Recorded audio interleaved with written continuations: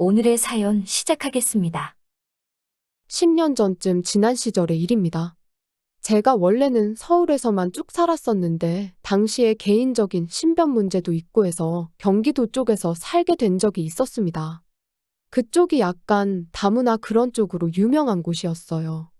그래서 처음에 이사를 갔을 때는 동네 구경을 한번 해보고 싶었습니다.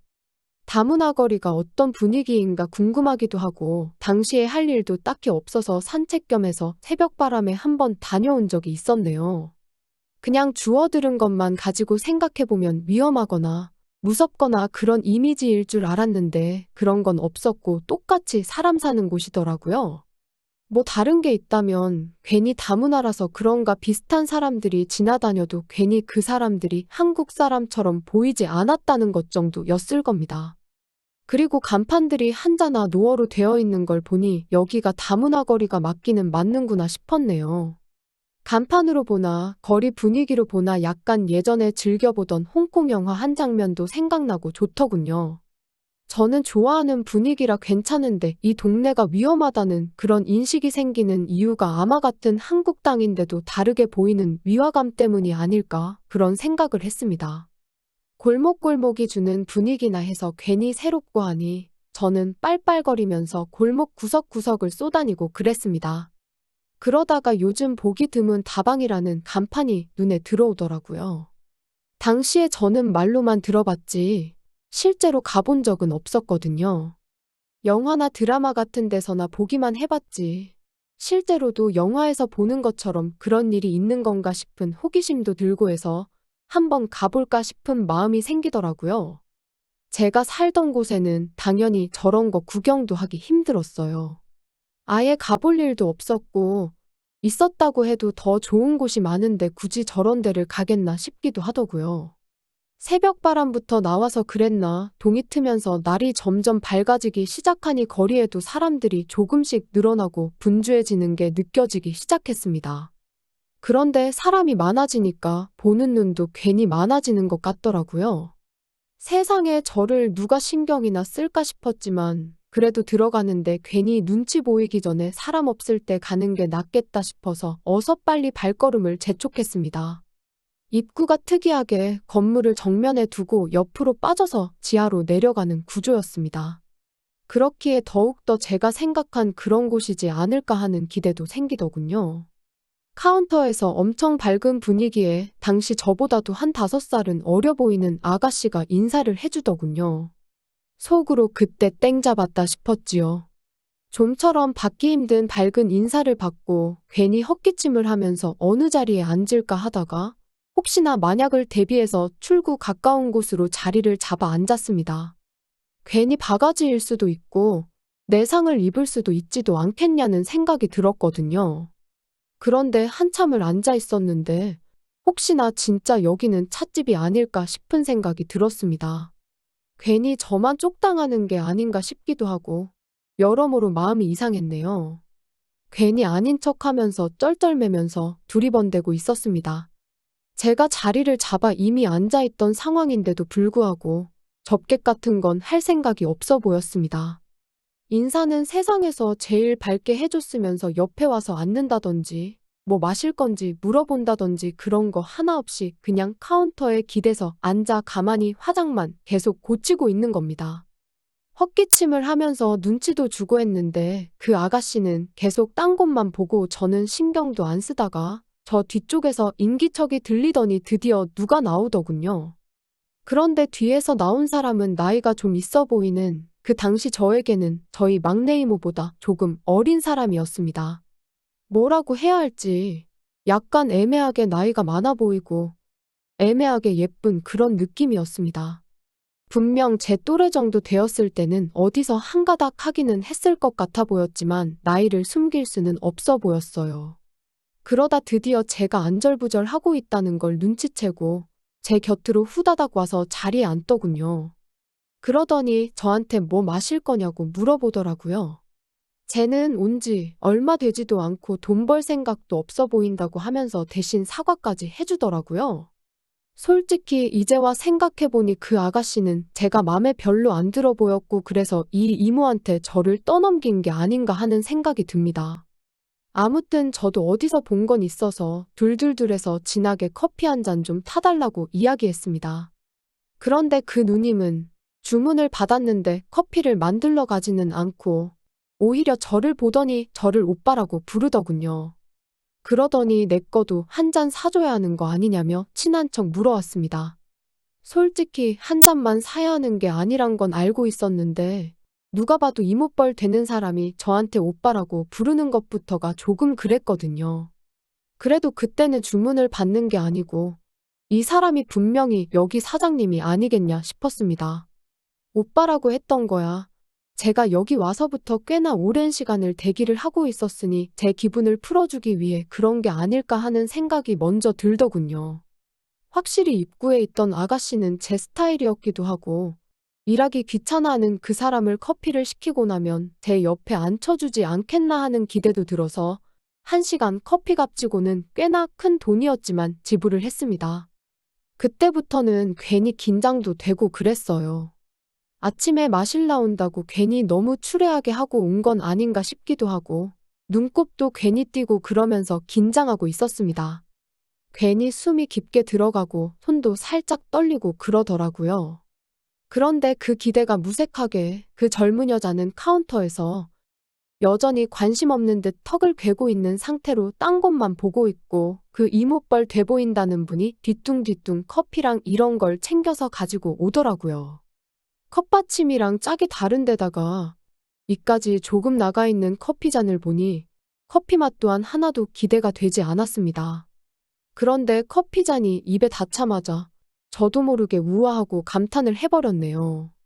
커피를 그렇게 잘 아는 사람은 아니지만 그 커피 맛만큼은 제가 어디서도 단 한 번도 입에 대본 적이 없다고 해도 무방할 정도로 이것보다 맛있는 커피는 없다고 단언할 만큼 독보적인 맛이었습니다. 인스턴트로 이런 맛을 어떻게 내는 건지 싶을 정도로 감탄이 다 나오더군요. 잠깐 커피 맛에 너무 심취한 나머지 옆에 그녀가 앉아있던 것도 잊은 채 커피만 마시고 있었습니다. 그런데 따뜻한 커피 때문인지 긴장이 풀려서 그런가 괜히 날카롭던 신경도 좀 누그러졌어요. 그러니 제 옆에 앉아가지고는 저를 지그시 바라보던 그 누님이 다르게 보이더라고요. 가까이서 보니 화장이 조금 진한 느낌이 있긴 하지만 입술도 새빨갛게 칠해서 그 당시 제가 주변에서 보던 또래 여자친구들에게선 느껴본 적이 없는 그런 매력이 있더라고요. 그러니 제가 처음부터 여기에 온 이유도 뭔지 기억이 나기 시작했습니다. 커피를 마시러 온 게 아니라 체험과 경험을 위해 왔다는 것을 말이지요. 그렇게 생각을 고쳐먹으니 계속해서 그녀가 예뻐 보이기 시작하더라고요. 이 누님이 풍기는 분위기가 그냥 그런 게 아니고 당시 저 같은 애송이는 마음만 먹으면 헤어나이지 못하게 만들 것 같은 연륜에서 나오는 무언가가 있었습니다. 그러니 오히려 저는 더더욱이 긴장이 되기 시작하더군요. 그때부터는 카운터에서 딴청 부리고 있던 제 스타일의 여자는 눈에 들어오지도 않았습니다. 그 누님이 제가 아직 20대라는 걸 알고 나니 혼자 까르르 웃으면서 오랜만에 몸보신하겠네 하면서 기뻐하더라고요. 자기한테 저만한 조카가 있다고 하는데 정말 이모뻘이 맞았나 봅니다. 그리고 이어지는 질문 공세가 마치 호구조사를 하는 것 같았습니다. 이 누님이 물어보는 말에 저는 따라가지를 못하고 계속 네네, 아니요 하면서 단답식으로만 대답을 했습니다. 그런데 누님이 제가 따라오질 못하니 지루해졌는지 어느 순간부터 질문을 하면서 테이블 건너 벽에 걸려있는 텔레비전으로 계속해서 시선이 옮겨가더라고요. 얼마나 정적이 흘렀는지 저한테는 커피값에 포함된 1시간 중 몇 분 안 되는 시간이었는데 이거 이대로 가다가는 이 누님은커녕 커피만 먹고 가겠다 싶어서 안 되겠다 싶었습니다. 그래서 누님한테 커피 한 잔 더 마시고 싶다고 1시간 정도 더 있다 가면 안 되겠느냐고 조용히 말을 걸었지요. 누님은 제 말을 듣더니 피식하고 저를 깔보듯이 웃더군요. 장소가 주는 묘한 분위기와 누님이 앉아있는 저를 위해서 아래로 내려다보며 짓는 미소에 그 새빨갛게 칠해놓은 입술까지 삼박자가 다 들어맞아 떨어지니 점점 제 시선은 오갈 곳을 잃고 심장은 쿵쿵거리며 뛰기 시작했습니다. 누님이 커피를 제 앞에 내려놓는데 한쪽 뺨으로 웃으며 저를 시선으로만 흘금 보더라고요. 제 앞에 내려놓은 커피잔에는 커피가 없는 빈잔이었습니다. 누님은 제가 커피가 없는 걸 확인하고는 나갈까? 하고 제게 말을 걸어왔습니다. 이제서야 올게 왔구나 하는 생각이 들었네요. 그런데 그녀가 저한테 시간은 정확하게 쳐줄 테니까 일단 자기랑 어디 좀 들리자고 하는 겁니다. 무슨 급한 볼일이라도 있는 줄 알았는데 길가에 붙어있는 첨가점에 들어가서 야채를 몇 개 사더라고요. 오늘 집에 뭐 음식 좀 해놓아야 하는데 이러면 곧바로 퇴근하면 시간이 딱 맞겠다면서요. 참 그때 반성을 한 게 이 사람들 또한 삶이 있고 인생이 있고 가정이 있는 사람들이라는 생각을 했다는 점이에요. 먹고 사는 게 다 똑같은 건데 당연히 일상이 있을 거라는 그런 생각은 안 했던 거죠. 그리고 나서 향한 곳이 저희 집입니다. 아무래도 공간이 있어야 할 텐데 원래는 저도 아무리 혼자 산다지만 집까지 끌어들일 생각은 없었거든요.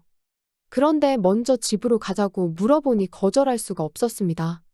집에 문을 열고 들어오니 곧바로 아까까지의 모습은 온데간데 없고 마치 마트에서 장보고 돌아온 신혼부부 마냥 눈빛부터가 돌변하더군요. 연륜에서 나오는 건지는 모르겠는데 정말 정신을 차릴 수가 없었습니다. 짧고도 강렬했던 시간이 지나고 아침부터 동네를 볼볼거리며 돌아다녀서 그런가 온몸에 힘이 쭉 빠지는 그런 느낌이었습니다. 그녀가 제대로 쳐준다는 시간은 많이 남아있었는데 저는 남은 시간이고 뭐고 그냥 이대로 잠에 들어버렸으면 좋겠다는 생각이 들더군요. 그래서 그녀한테 저는 이만 괜찮은 것 같다고 잠깐 쉬겠다고 말하고 깊은 잠에 빠져들었습니다. 얼마나 잔 건지 모르겠는데 부시럭대는 소리에 잠에서 깨게 되었습니다. 그런데 당연히 돌아갔을 줄 알았던 그녀가 제 부엌에서 아까 전 사온 재료들을 가지고 음식을 하고 있더라고요. 저희 집에서 뭐 하시는 거냐 물어봤는데 약속한 시간도 남았고 자기도 좋았다면서 어차피 밤새도록 일했고 오늘도 저녁에 다시 출근해야 하는데 막상 집까지 가려니 시간도 애매하고 하더라고요. 그냥 여기서 해저물면 다시 출근하겠다고 하면서요.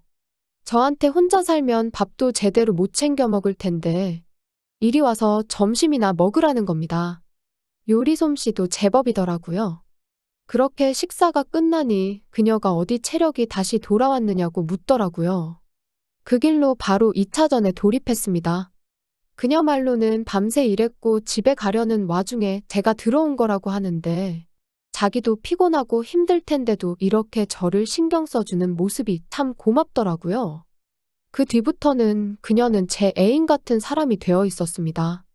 아무래도 나이 차도 있고 그녀도 직업이다 보니 진짜 애인은 되지 않았지만 우리 둘만 좋으면 되는 게 아니겠나 하는 생각이었어요. 이틀 연속 쉬는 날에만 집에 돌아가고 그녀가 일하러 나와야 할 때는 보통 저희 집에서 머물고 그랬습니다. 항상 일에 지쳐서 피곤할 텐데도 저를 위해 신경 써주는 모습이 참 좋았어서 그런지 제 인생에서 그녀가 참 기억에 많이 남습니다. 그녀와의 인연은 제가 이사를 가기 전까지 계속되었고 제가 이사를 가게 되면서 자기 같은 사람 계속 만나봐야 좋을 것도 없다며 이제는 저희 미래를 위해 노력하라며 저를 응원해줬습니다. 그 이후로도 연애는 몇 번 해봤지만 그렇게 자신을 희생하면서까지 저에게 모든 걸 다 해주는 사람을 만나본 적이 없습니다. 몇 안 되는 인연에 그런 사람을 또 만나본 적이 없어서일 수도 있겠지만 저한테는 10년이 더 지난 이 시점에도 기억에 참 오래 남는 둘도 없이 좋은 사람이었습니다. 잘 지내고 있을까요? 회사에서 믹스커피를 마실 때마다 그때의 커피 맛도 생각나고 그녀가 항상 그립고 보고 싶을 때가 있습니다. 또 찾아주셔서 감사합니다. 매일 새롭고 흥미로운 사연으로 찾아뵙겠습니다. 구독과 좋아요 잊지 마시고 다음 사연으로 다시 찾아뵙겠습니다. 감사합니다.